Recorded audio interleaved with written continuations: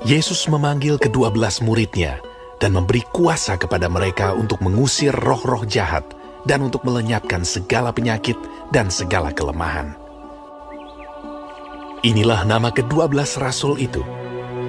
Pertama, Simon yang disebut Petrus dan Andreas saudaranya, dan Yakobus anak Zebedeus dan Yohanes saudaranya, Filipus dan Bartolomeus, Thomas dan Matius pemungut cukai, Yakobus anak Alfeus, dan Tadeus, Simon orang Zelot, dan Yudas Iskariot yang mengkhianati dia. Ke-12 murid itu diutus oleh Yesus dan ia berpesan kepada mereka, "Janganlah kamu menyimpang ke jalan bangsa lain atau masuk ke dalam kota orang Samaria, melainkan pergilah kepada domba-domba yang hilang dari umat Israel. Pergilah dan beritakanlah, kerajaan sorga sudah dekat. Sembuhkanlah orang sakit, bangkitkanlah orang mati, tahirkanlah orang kusta, usirlah setan-setan. Kamu telah memperolehnya dengan cuma-cuma, karena itu berikanlah pula dengan cuma-cuma. Ya, Guru. Janganlah kamu membawa emas atau perak atau tembaga dalam ikat pinggangmu. Janganlah kamu membawa bekal dalam perjalanan. Janganlah kamu membawa baju 2 helai, kasut atau tongkat, sebab seorang pekerja patut mendapat upahnya. Apabila kamu masuk kota atau desa, carilah di situ seorang yang layak, dan tinggallah padanya sampai kamu berangkat. Apabila kamu masuk rumah orang, berilah salam kepada mereka. Jika mereka layak menerimanya, salammu itu turun ke atasnya. Jika tidak, salammu itu kembali kepadamu. Dan apabila seorang tidak menerima kamu dan tidak mendengar perkataanmu, keluarlah dan tinggalkanlah rumah atau kota itu, dan kebaskanlah debunya dari kakimu. Aku berkata kepadamu, sesungguhnya pada hari penghakiman tanah Sodom dan Gomora akan lebih ringan tanggungannya daripada kota itu. Lihat, aku mengutus kamu seperti domba ke tengah-tengah serigala. Sebab itu hendaklah kamu cerdik seperti ular dan tulus seperti merpati. Tetapi waspadalah terhadap semua orang, karena ada yang akan menyerahkan kamu kepada majelis agama, dan mereka akan menyesah kamu di rumah ibadatnya. Dan karena aku, kamu akan digiring ke muka penguasa-penguasa dan raja-raja sebagai suatu kesaksian bagi mereka dan bagi orang-orang yang tidak mengenal Allah. Apabila mereka menyerahkan kamu, janganlah kamu khawatir akan bagaimana dan akan apa yang harus kamu katakan. Karena semuanya itu akan dikaruniakan kepadamu pada saat itu juga. Karena bukan kamu yang berkata-kata, melainkan Roh Bapamu. Dia yang akan berkata-kata di dalam kamu. Orang akan menyerahkan saudaranya untuk dibunuh. Demikian juga seorang ayah akan anaknya. Dan anak-anak akan memberontak terhadap orang tuanya dan akan membunuh mereka.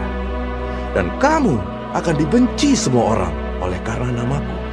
Tetapi orang yang bertahan sampai pada kesudahannya akan selamat. Apabila mereka menganiaya kamu dalam kota yang satu, larilah ke kota yang lain. Karena aku berkata kepadamu, sesungguhnya sebelum kamu selesai mengunjungi kota-kota Israel, Anak Manusia sudah datang. Seorang murid tidak lebih daripada gurunya, atau seorang hamba daripada tuannya. Cukuplah bagi seorang murid jika ia menjadi sama seperti gurunya, dan bagi seorang hamba jika ia menjadi sama seperti tuannya. Jika tuan rumah disebut Beelzebul, apalagi seisi rumahnya. Jadi janganlah kamu takut terhadap mereka, karena tidak ada sesuatu pun yang tertutup yang tidak akan dibuka, dan tidak ada sesuatu pun yang tersembunyi yang tidak akan diketahui. Apa yang kukatakan kepadamu dalam gelap, katakanlah itu dalam terang. Dan apa yang dibisikkan ke telingamu, beritakanlah itu dari atas atap rumah. Dan janganlah kamu takut kepada mereka yang dapat membunuh tubuh, tetapi yang tidak berkuasa membunuh jiwa. Takutlah terutama kepada Dia yang berkuasa membinasakan baik jiwa maupun tubuh di dalam neraka. Bukankah burung pipit dijual 2 ekor seduit? Namun seekor pun daripadanya tidak akan jatuh ke bumi di luar kehendak Bapamu. Dan kamu, rambut kepalamu pun terhitung semuanya. Sebab itu, janganlah kamu takut, karena kamu lebih berharga daripada banyak burung pipit. Setiap orang yang mengakui aku di depan manusia, aku juga akan mengakuinya di depan Bapakku yang di sorga. Tetapi barang siapa menyangkal aku di depan manusia, aku juga akan menyangkalnya di depan Bapa-Ku yang di surga. Jangan kamu menyangka bahwa aku datang untuk membawa damai di atas bumi. Aku datang bukan untuk membawa damai, melainkan pedang. Sebab aku datang untuk memisahkan orang dari ayahnya, anak perempuan dari ibunya, menantu perempuan dari ibu mertuanya, dan musuh orang ialah orang-orang seisi rumahnya. Barang siapa mengasihi bapa atau ibunya lebih daripadaku, ia tidak layak bagiku. Dan barang siapa mengasihi anaknya, laki-laki atau perempuan, lebih daripadaku, ia tidak layak bagiku.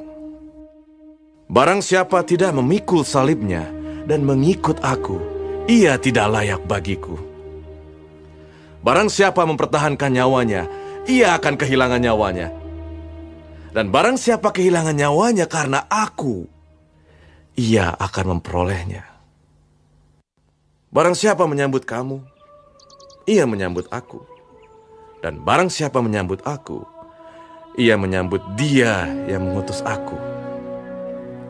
Barang siapa menyambut seorang nabi sebagai nabi, ia akan menerima upah nabi.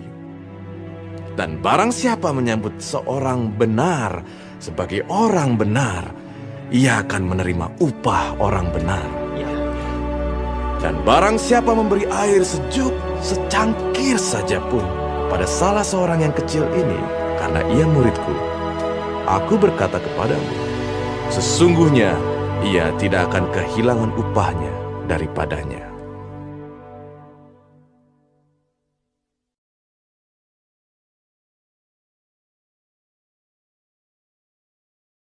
Shalom saudara-saudaraku yang kekasih di dalam Tuhan Yesus Kristus. Puji Tuhan, kita bisa mempelajari hari ini Matius 10 mengenai Yesus memanggil ke-12 rasul, Yesus mengutus ke-12 rasul, penganiayaan yang akan datang dan pengakuan akan Yesus. Serta Yesus membawa pemisahan bagaimana mengikut Yesus dengan benar. Saudara, perintah untuk memberitakan Injil bagi keselamatan banyak jiwa itu berlaku bagi para rasul, orang-orang kudus, ya, dan kita semua yang percaya kepada Tuhan Yesus menjelang kedatangannya yang kedua kali. Ada prinsip-prinsip rohani yang berlaku untuk semua pelayan Tuhan. Yang pertama, bahwa Kristus memanggil dan akan memperlengkapi. Jika Tuhan memanggil kita, Tuhan bertanggung jawab memperlengkapi kita, ya, untuk dapat melaksanakan kehendaknya. Jadi kehendak Tuhan bagi kita, asal kita responi positif, kita akan mengalami penyertaan Tuhan, disertai anugerah Tuhan. Walaupun bukan berarti tidak ada masalah, tetapi ada anugerah Tuhan, ada hidup yang dipenuhi kasih karunia, lepas kasih karunia. Yang kedua, Tuhan Yesus tidak pernah menjanjikan hidup yang mudah. Jika seorang diangkat menjadi duta suatu negara atau suatu kerajaan, itu adalah hak istimewa. Tapi ada banyak harga yang harus dibayar. Ya, bagi kita pengikut Kristus, ya, Tuhan tidak pernah menjanjikan hidup yang mudah.